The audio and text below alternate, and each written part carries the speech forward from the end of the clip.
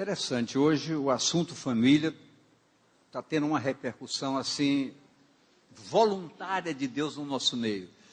E graças a Deus por isso, pela importância, porque uma família sadia faz uma igreja sadia. Queridos,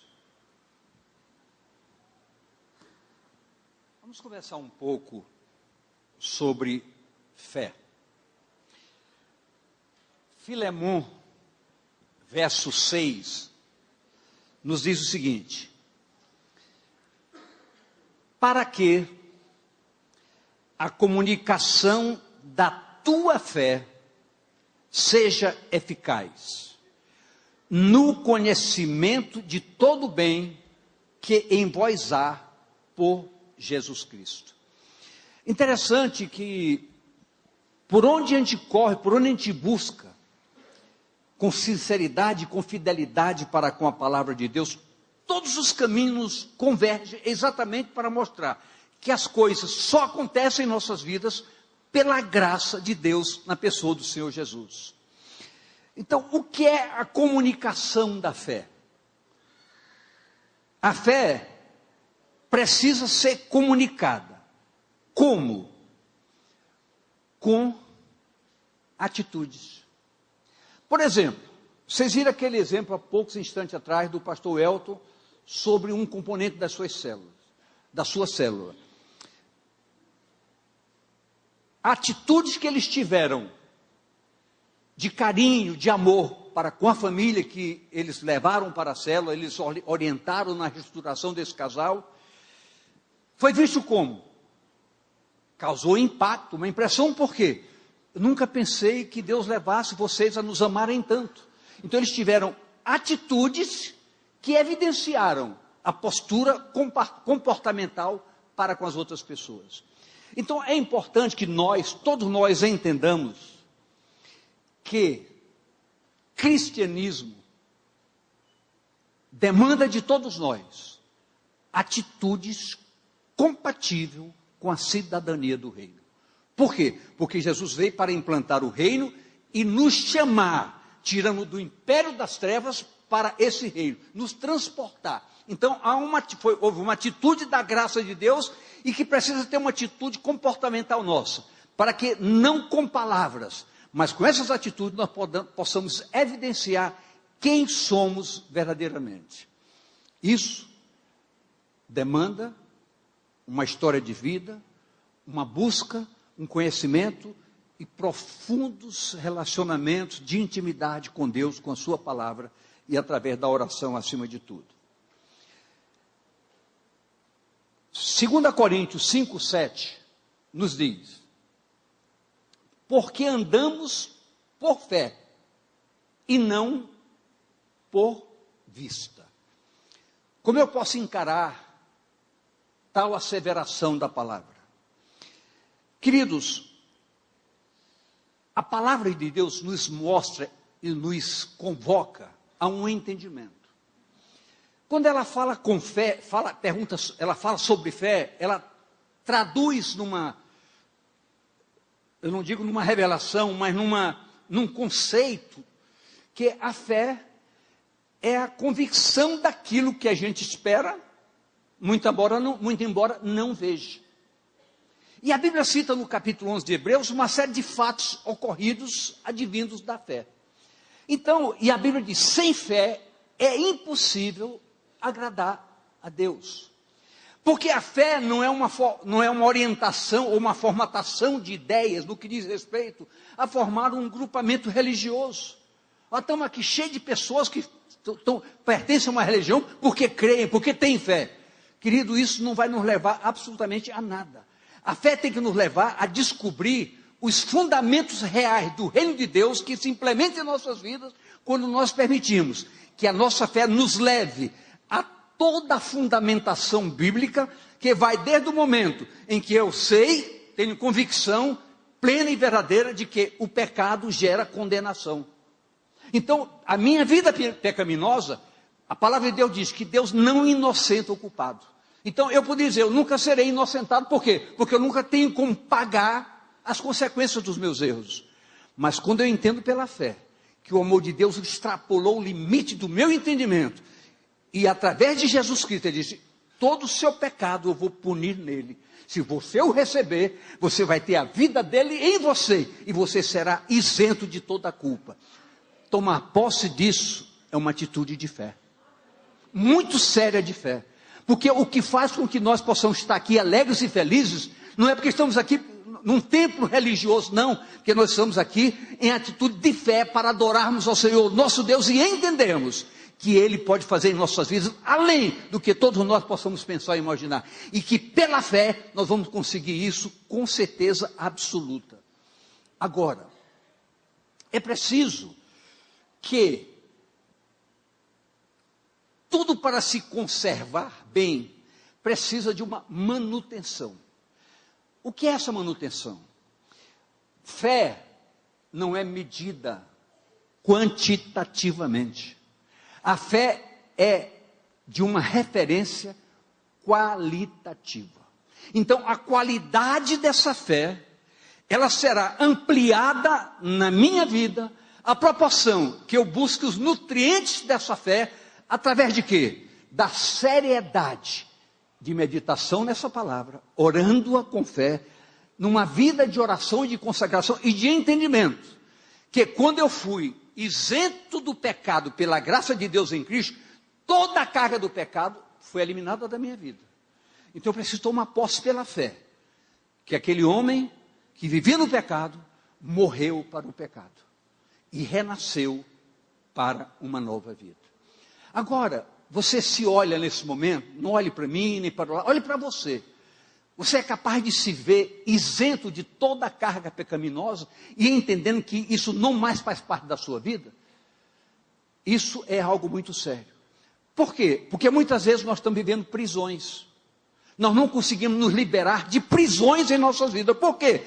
Porque a confiança e a segurança de que a graça de Deus teve uma amplitude tão extraordinária, capaz de me isentar de toda a culpa, mas eu não consigo eu mesmo me auto-isentar. Então eu me torno vítima de prisões, de sujeições a coisas que verdadeiramente só nutrem a carne, mas nunca o espírito. Então o que eu preciso entender é que eu estou livre agora de toda condenação para poder dinamizar um verdadeiro crescimento evolutivo no que diz respeito ao reino de Deus. E a Bíblia fala sobre aperfeiçoamento de santos. Aperfeiçoamento de quê, queridos? Eu queria que você olhasse para mim. Aperfeiçoamento de quê? Então vamos ver. Então, santidade é um padrão referencial de quem recebeu verdadeiramente e se apropriou da graça redentora. Agora, as motivações para o aperfeiçoamento dessa vida com Deus depende da nossa busca, da nossa determinação. Então, já fizemos isso aqui várias vezes, mas hoje eu não vou fazer a pergunta. Mas eu gostaria, se eu perguntasse aqui, quem aqui é santo? Todo mundo levantar seu braço. Por quê? Porque você precisa entender que a ação divina foi realizada. O resto agora é a sua busca, o seu compromisso, não o seu esforço, mas a sua confiança de que esse Deus por você em Cristo está na sua vida e Ele é capaz de fazer todas as mudanças necessárias para que você seja um santo aperfeiçoado e que você entenda que o pecado não mais tem lugar na sua vida. Eu posso ouvir amém? Amém. Então você pergunta à pessoa do seu lado, você entendeu?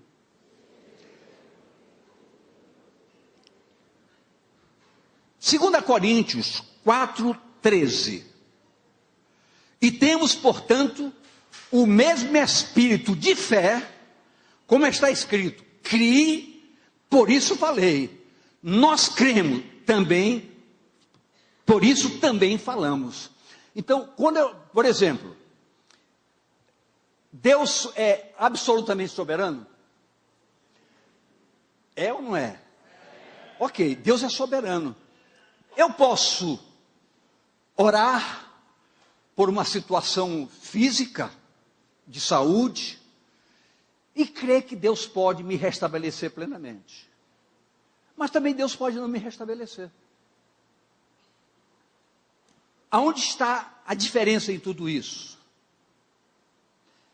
Queridos, prestem bem atenção. Eu vou falar uma coisa que é muito difícil de entender. Eu citei isso, falei até nisso hoje à tarde lá na intercessão. Deus não criou ninguém doente. O plano de Deus não havia doença. O que acontece, o que trouxe toda essa condição de derrota para a humanidade, foi o pecado. Agora, se a cruz nos libertou do pecado, nós podemos entender que quando Jesus veio trazer a essência do reino para conosco, no reino, a própria palavra diz isso, no reino não haverá isso, não haverá aquilo, não haverá aquilo outro, haverá tudo, a glória de Deus em nossas vidas. Então eu posso entender que eu posso, pela fé, me apropriar dessa condição, clamar ao Senhor e o Senhor me responder plenamente. Por quê? Porque na essência do reino não há essas coisas. Não há essas coisas. Então nós podemos nos apropriar dessa verdade e entender que Deus pode ir além da nossa expectativa. Tem sido falado ultimamente aqui, e isso não acontecia constantemente, mas ultimamente tem se orado muito por enfermos. A gente tem tirado um momento para orar pelos enfermos. E eu pergunto, por que isso? Porque nós entendemos claramente que a cidadania do reino é privilegiada. E a Bíblia diz que é um direito nosso. Sabe por quê? Porque o Senhor diz, o que eu penso de vocês é um pensamento de bem e não de mal, de paz e não de sofrimento. Aí você pergunta, então por que tem isso a ver com o reino? A Bíblia diz que o reino de Deus não é comida nem bebida, mas é alegria, é paz e justiça, através do Espírito Santo de Deus. Então são direitos nossos, que pelo conhecimento e pela fé, podemos nos apropriar dessa verdade. E isso não é difícil, não é impossível, é a história de uma igreja que ora, que se consagra e que busca uma vida plena de santidade. E eu digo a você, isso acontece. E nós vamos continuar insistindo em orarmos para que Deus opere maravilha nesse lugar. Tiago 2,17. Assim também a fé, se não tiver as obras, é morta em si mesmo. Por isso que o apóstolo disse, eu quero comunicar a nossa fé. Eu quero ter atitude de fé, atitude de consciência. Você viu o que a Nilda disse aqui há pouco? Que ela não pensava nunca mais em casar, porque passou a adolescência, passou a juventude, já chegou na idade adulta, nada, e de pronto veio. Aí você disse, eu tudo posso, naquele que me fortalece. Deus me surpreende, não desista. Diga a pessoa, não desista. Não desista. Olha o que diz Romanos 6,11. Eu vou pular alguns textos por causa do tempo. Assim também vós, considerai-vos como mortos para o pecado, mas vivos para Deus, em Cristo Jesus, nosso Senhor. Considerai-vos, ou seja, toda a carga do pecado que poderia vir sobre nós, gerando bloqueios impeditivos, se anulou. A palavra diz, tome posse disso, você está morto para o pecado, agora você vive para Deus. Deus pode fazer qualquer coisa na nossa vida. Não há impossíveis para Deus, e tudo é possível a todo aquele que crê. Então saiba que a sua história pode mudar radicalmente de hoje em diante. Só depende de quê? De você crer. Porque fé é intensidade, não é quantidade, é intensidade. Eu tenho uma fé intensa naquele que me amou. Então, quando você crê no Deus Todo-Poderoso, ninguém muda a sua história, só Ele. E a sua história mudada por Ele vai ter um fim proveitoso, totalmente proveitoso. Logo, somos desafiados a trazer à existência atitudes condizentes com que efetivamente é a graça de Deus em Cristo, tudo que Ele fez por nós e para nós e pode fazer através de nós. Então, é uma evidência. Atitudes. Diga, atitudes. Queridos, há coisas que a Bíblia registra que nós não paramos para fazer uma avaliação devida.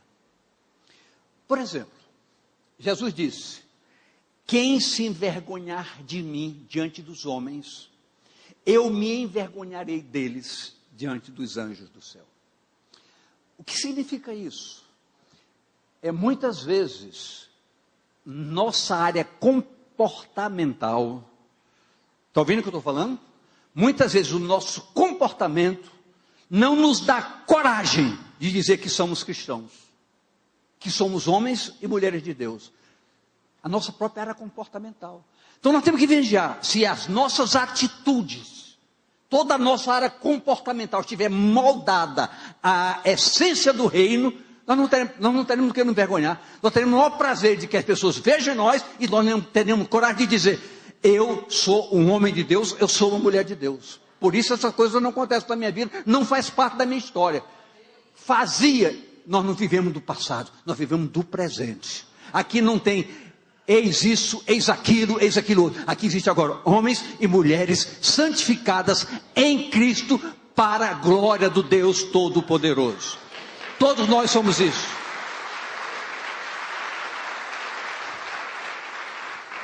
Então diga, eu preciso expor a minha identidade. Não com palavras, mas com atitudes. A vida cristã, por excelência, não pode ser implementada em nossas vidas, gerando o estilo do reino. Só porque nós somos cristãos. Porque já fomos batizados, nós frequentamos uma igreja. Pelo contrário, se não nos apropriarmos que Cristo vive em nós, através da ação do Espírito Santo, e nos leva a uma visão bem maior e bem mais consciente do que nós somos. Não é o fato de eu fazer, de eu ser o pastor da igreja, ele ser pastor da igreja, você ser líder disso, nada, tudo isso é parte de um conteúdo, advindo de quê? De um relacionamento verdadeiro com Deus, e o prazer de dizer-me aqui: Senhor, faz em mim segundo a tua vontade. O apóstolo Paulo, ele disse, não foi por uma circunstância. O apóstolo Paulo, depois que tudo que ele enfrentou, todos os equívocos vividos do tempo que ele estava preso à lei, quando ele teve uma experiência com Jesus, quando ele viu o que aconteceu na sua vida, depois de criar essa intimidade com o Senhor, ele disse: uma coisa é certa, eu agora sei que não mais eu vivo, mas Cristo vive em mim. E a vida que eu vivo agora, vivo-a pela fé naquele que me amou e por mim se entregou. Então, é uma vida de fé que nos leva a ter essa identidade. E entender que Cristo em nós é a esperança da glória. Sem Cristo em nós, desesperança na glória. Isso é fácil de dizer? Não, mas é necessário. Porque a mãe dizer, é só dizer, Cristo em nós, esperança da glória, amém, amém. Cristo não estando em nós, desesperança. É por isso que a pessoa, pastor, não consigo entender, eu oro, parece que Deus se esqueceu de mim, as coisas não acontecem. Converta-se. Entenda que o pecado não mais tem lugar na sua vida. Queridos, eu poderia ouvir de muitas pessoas, pastor, mas isso não é fácil, é muito difícil. Eu vou dizer para você, aparentemente é muito difícil.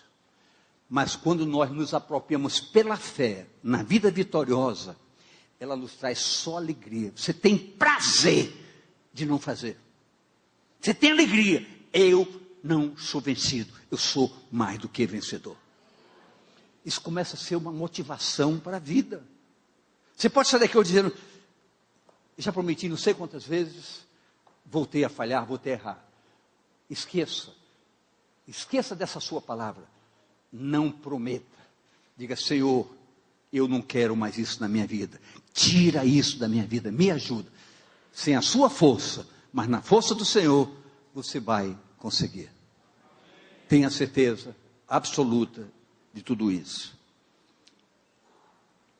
1 Coríntios 6,19 diz o seguinte: 6,19.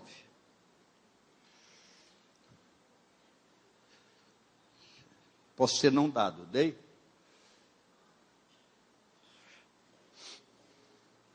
Ou não sabeis que o nosso corpo é o templo do Espírito Santo, que habita em vós, proveniente de Deus, e que não sois de vós mesmos?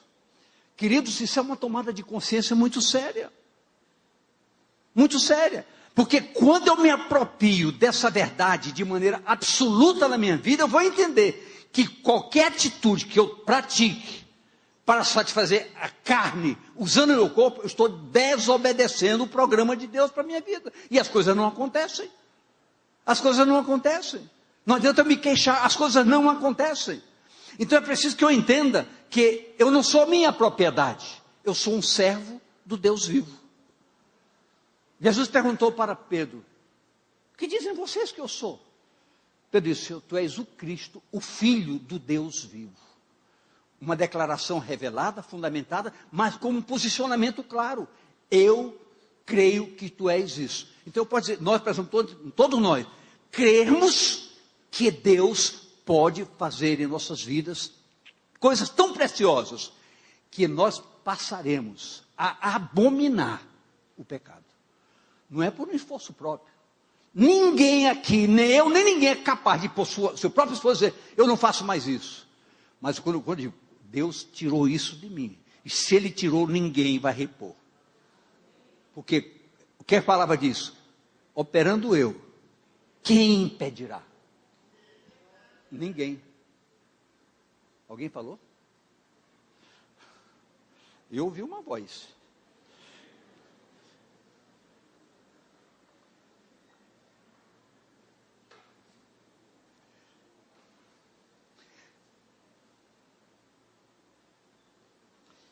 Esta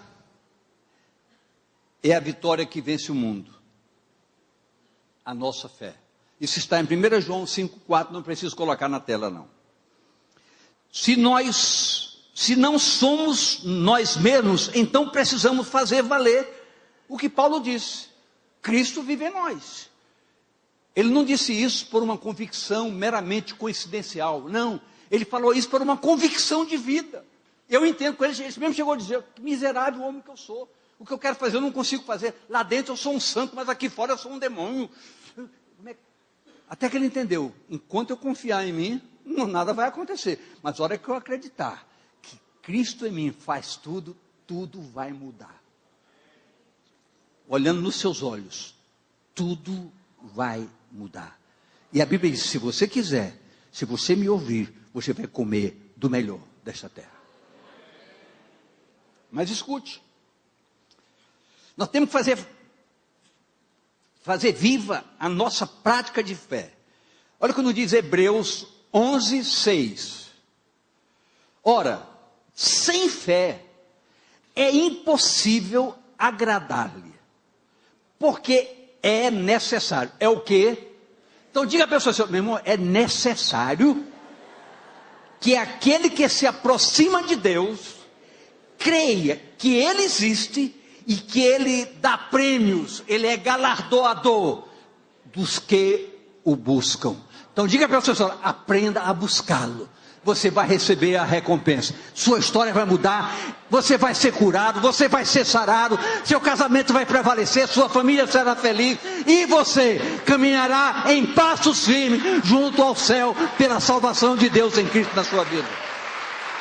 Pode fazer mais forte mesmo.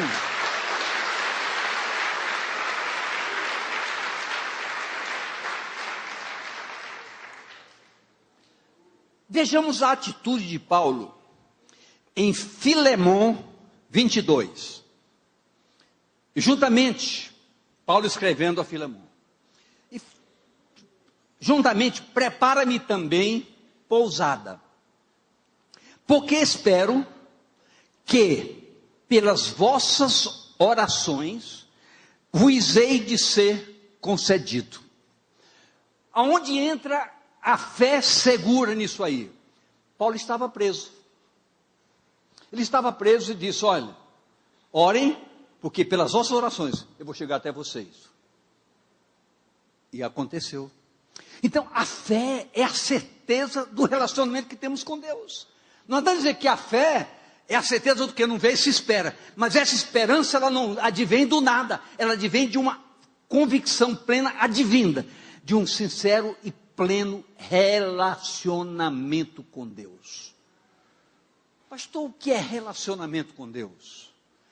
É buscar a intimidade de Deus. Como? Adorando-o. Porque você, de um modo geral, grande maioria aqui, se ajoelha para pedir: ah, Senhor, eu quero isso, eu quero aquilo, Senhor, faz isso. Quer dizer, Senhor, eu sou teu chefe, estou te mandando, faz isso, faz aquilo outro. Queridos, quando você entende que na adoração você não precisa pedir, você só vai entender que quando você busca o reino de Deus e a sua justiça, todas as coisas honestas e verdadeiras lhe serão acrescentadas.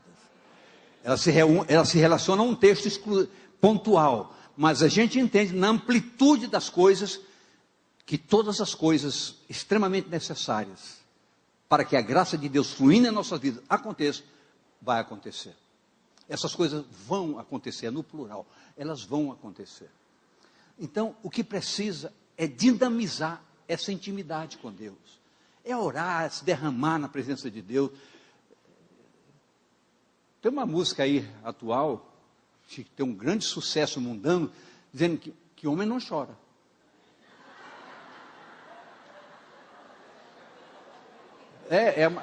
Uma música atual aí. Não, é verdade, é atual. O Flávio sabe de decorado? Não, porque agora nós agora não temos mais só um cantor do altar. Temos dois agora. Domingo surgiu mais um. Domingo surgiu mais um cantor. Eu vou treinar também para chegar aqui, cantar umas 2 músicas no meio da pregação e tal. Então, eu quero dizer para você que uma das coisas mais gostosas para um homem é ele poder chorar na presença de Deus. Você não sabe o valor que tem isso, porque não é um sentimento de dor, de angústia. É de dizer: interessante, Deus está tão perto. Eu consegui entender que Ele está tão perto que eu posso senti-lo, tocá-lo e ouvir a sua voz. Então, queridos, essa música não cabe para nós.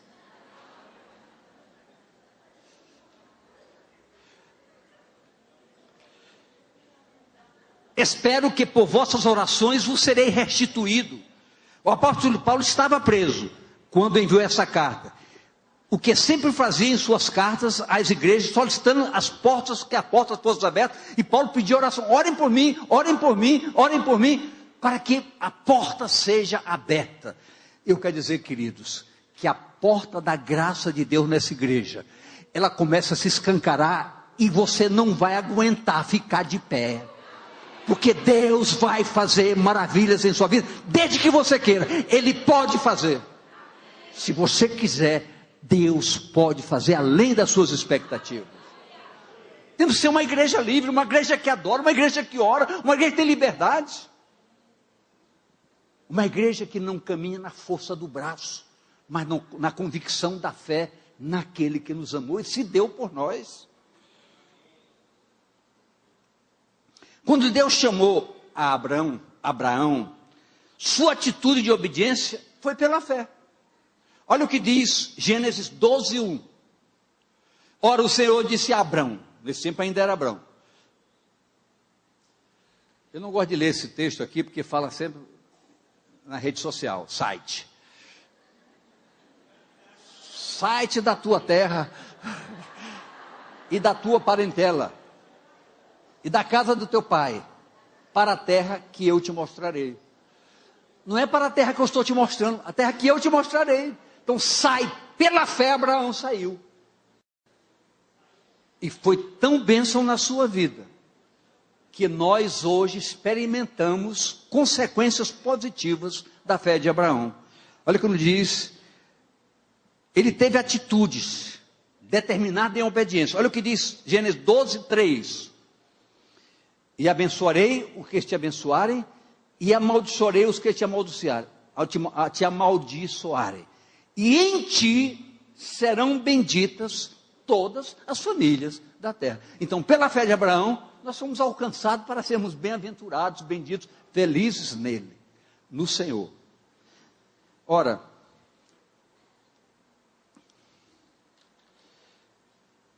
em Gênesis 26, 1 e 2, e havia fome na terra, além da primeira fome que foi nos dias de Abraão. Por isso foi-se Isaque a Abimeleque, rei dos filisteus, em Gerar. E apareceu-lhe o Senhor e disse, não desças ao Egito, porque o propósito de Isaque era chegar até o Egito para ter alimento. O Senhor disse, não desça ao Egito, habita na terra que eu te disser. Queridos, a gente ouve algumas coisas e tantas outras coisas, mas a gente já ouviu pessoas dizer, estou saturado, não acontece nada comigo, eu vou embora. E sai. Muitas vezes pessoas preferem ficar em casa do que estar numa igreja, do que entender a necessidade de um preço a ser pago. Mas Deus se manifestou a Isaac, não sai de onde tu estás, planta onde eu te mandei. E o que aconteceu?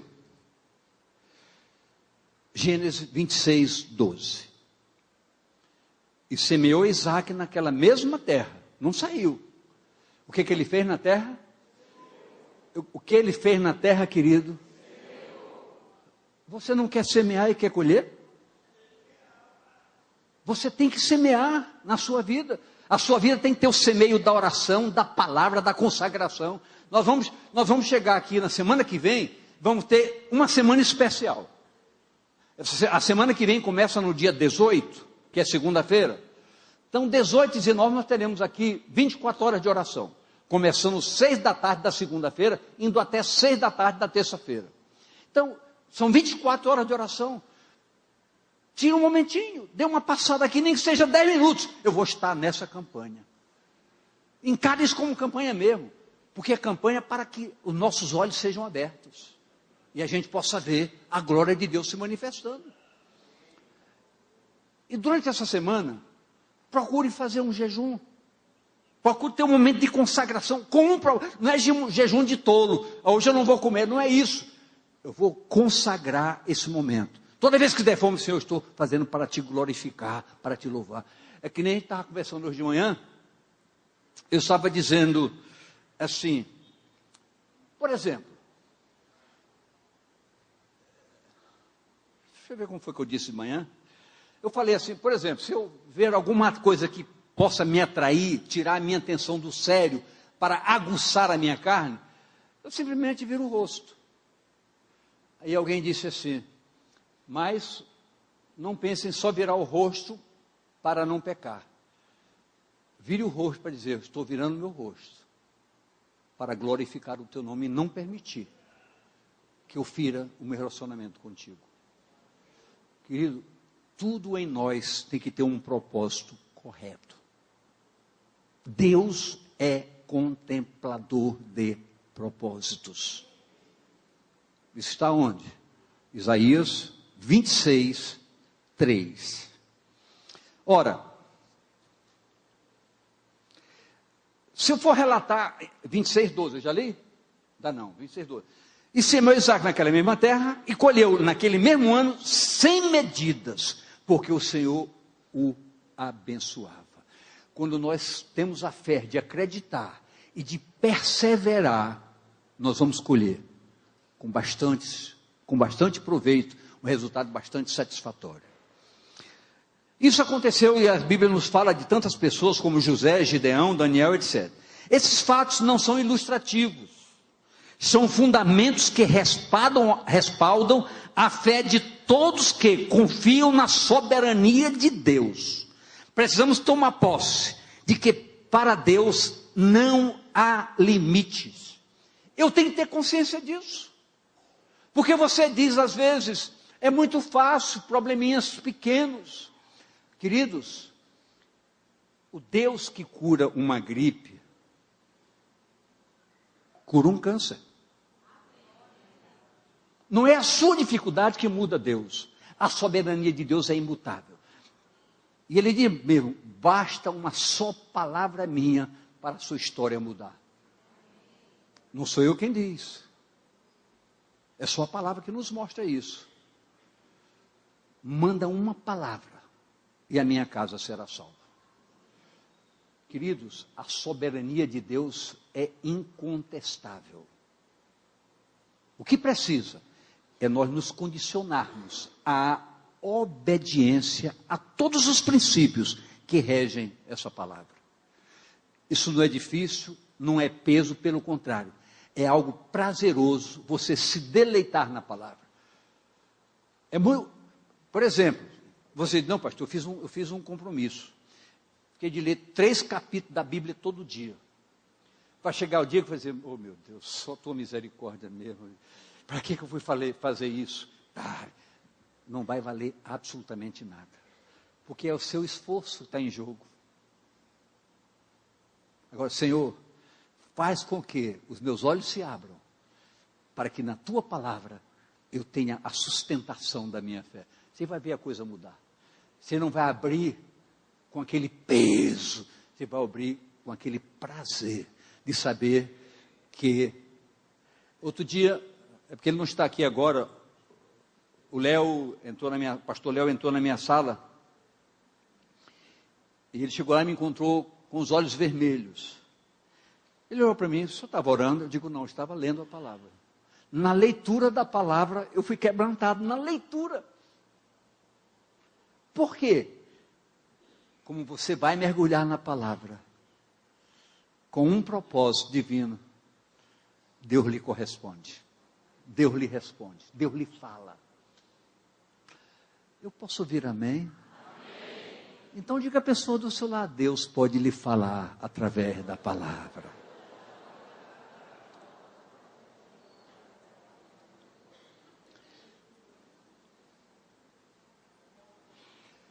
Vejamos, 1 Reis 17. Eu acho que não vai dar, o tempo não vai dar para, não vai dar para isso.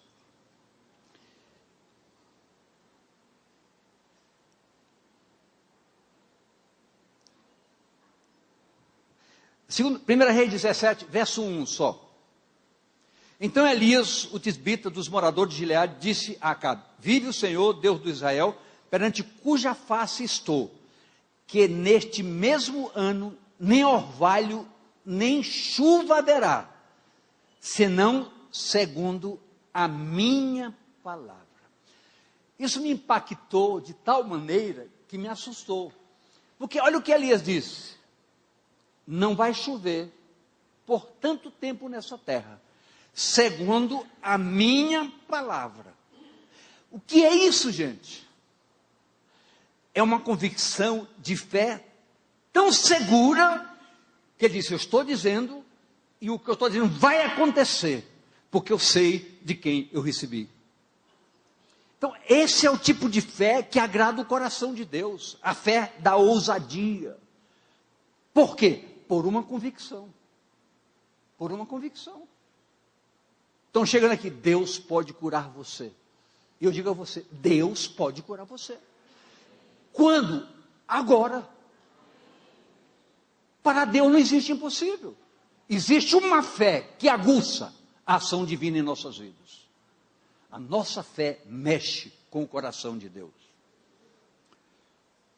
Ora, a graça de Deus em Cristo, que faz isso é tudo que acontece conosco, é a graça de Deus em nossas vidas. Eu queria que você repetisse isso apenas para que não saísse mais da sua mente. A graça de Deus é suficiente na minha vida para fazer tudo o que Deus quiser por meu intermédio e na minha própria vida. Então entenda isso. A graça de Deus se manifestou salvadora a todos os homens. Perto está o Senhor. De todos os que o buscam, os que eu busco com sinceridade. João 14, 12. Na verdade eu vos digo que, olha porque Elias disse isso. Na verdade eu vos digo que aquele que crê em mim também fará as obras que eu faço, e as fará maiores do que estas, porque eu vou para meu Pai. Obviamente que o texto não se isola. O texto se correlaciona com fundamentos. Ele quis dizer, completando, Jesus disse, porque eu vou para o Pai, é necessário que eu vá, porque eu ainda vou enviar, vocês não vão ficar sozinhos, eu vou enviar sobre vocês o Espírito Santo de poder, e eu serei, como eu sou um com o Pai, Ele é comigo, e o Espírito Santo conosco, eu estarei na vida de vocês. Então, pelo fato de eu estar em vocês, vocês vão fazer as mesmas obras e fazer maiores, porque vocês vão ter mais tempo. Então, eu quero dizer que essas obras que Jesus fez, curando, libertando, transformando, ressuscitando, Ele diz, vocês vão fazer coisas maiores do que essa. O que falta? Fé. Na fé, nós vamos entender, porque Elias diz aqui, segundo a minha palavra, vai acontecer. Porque a operação de Elias não era a sua soberania, porque essa é exclusiva de Deus. Mas ele sabia que o Deus que lhe falou, cumpriria a sua palavra. Ele disse, segundo eu estou dizendo, vai acontecer. Vai acontecer. Agora, eu costumo usar uma prerrogativa diferenciada. Eu não costumo dizer, isso vai acontecer com você. Mas eu costumo dizer, isso pode acontecer com você. Quando? Hoje, agora, já. Por quê, pastor? Porque a palavra diz, se você quiser, e se você ouvir, você vai comer do melhor desta terra. Quando a palavra registra esses fatos, ela nos convoca a relatarmos também o poder operativo da graça de Deus em nossas vidas. Jesus, o Cristo, Filho do Deus vivo. Esse poder opera em nossas vidas plenamente. Você pode observar que em nenhum momento você conseguiu perceber qualquer encaixe da minha parte nessa palavra. Eu não preciso fazer encaixes. Deus não precisa desses meus encaixes. Mas só o fluir da palavra na sua naturalidade nos responde a todas as expectativas. Por quê? Porque a palavra de Deus é fiel, é eficaz, é poderosa, porque é a plena expressão da verdade revelada. Se nós nos apropriarmos disso, ganhamos a noite, ganhamos o dia. E você vai chegar e dizer, valeu a pena. Porque eu cheguei lá, eu estava sentindo isso, agora não estou sentindo mais nada. Você acredita que isso pode acontecer com você? Pois eu digo a você, pode. E vou mais além, deve. Deve. Deve acontecer. Há promessas de Deus potencializadas em sua palavra. Por exemplo, para nós encerrarmos, em Filipenses 4:13, diz o seguinte, diga comigo, posso todas as coisas naquele que me fortalece.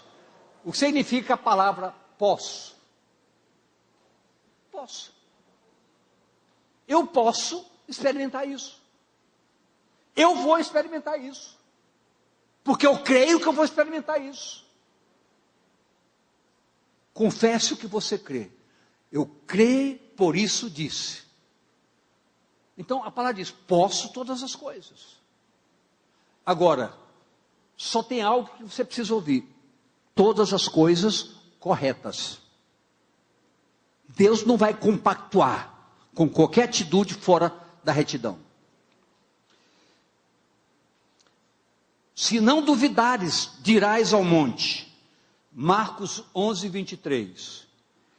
Porque na verdade vos digo, que qualquer que disser este monte, ergue-te e lança-te no mar, e não duvidar em seu coração, mas crê que se fará aquele que diz, tudo o que disser, lhe será feito. É a palavra que está dizendo. Não duvidar. É o texto que lemos há pouco. Cremos que Deus existe e é galardoador daqueles que o buscam. E por fim, daí para frente, e o que eu acho gostoso dizer pela fé: tome posse da vida eterna. Quando, algum tempo antes de eu me converter, eu tive a pretensão de desafiar alguns pastores para conversar comigo, para tentarem me convencer. Conversei com um, não deu em nada. Um dia o pastor Rosivaldo de Araújo foi à minha casa. Ele conversou comigo horas. Ele me perguntava, eu respondia. Chegou a dizer, acho que foi querendo me elogiar, porque ele disse: você sabe mais a Bíblia que eu. Coitado. Mas uma hora que ele disse: Monteiro, eu estou indo embora, eu só posso lhe dizer uma coisa: você entende muita coisa da palavra, eu estou vendo que você conhece, mas faça uma coisa só que eu lhe peço: tome posse da vida eterna. Usou o termo de Timóteo, disse: tome posse da vida eterna. A nossa conversa parou aí, e a minha história começou aí. Um beijo, vamos ficar de pé.